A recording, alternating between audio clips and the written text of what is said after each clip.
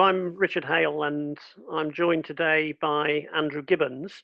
Um, Andrew is a passionate advocate of learning, adult learning, and work-based learning.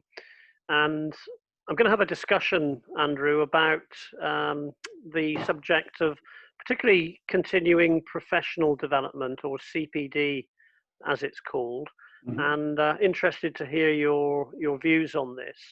And maybe we just start off with a sort of, some opening thoughts from you on, why is CPD important? Wow, it's a good job we got 4 hours for this, Richard, because my answers are never short on this, but I will try and keep them tight. Why is CP important? I guess for me, if I condense it down, it's the true mark of a professional. People who passed exams, in my case, decades ago and gained professional body membership, of which we're proud and earned, that was a snapshot in time. In my case, I finished my professional qualifications in 1985. So for me, CPD is important because it's a demonstrable, tangible, evidenced means by which people say, I haven't stopped learning, I haven't stopped deliberately improving my professional practice, and I don't judge myself a professional purely on what I did decades ago.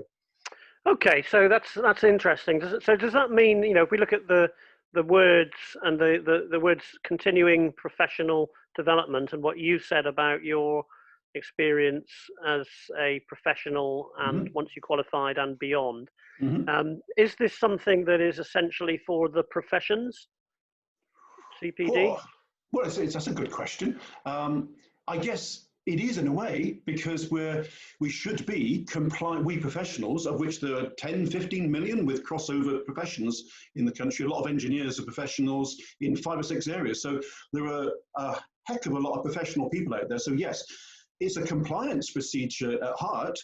We are required to do CPD. I don't know of a professional body, and I know many, that doesn't have an explicit policy on enforcing CPD.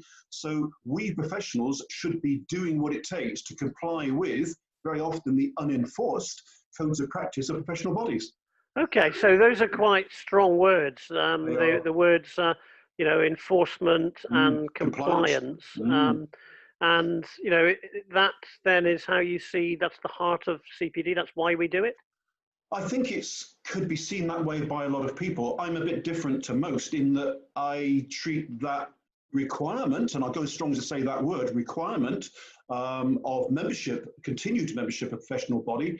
I see that as a very positive, empowering thing, and therefore engage in it very actively.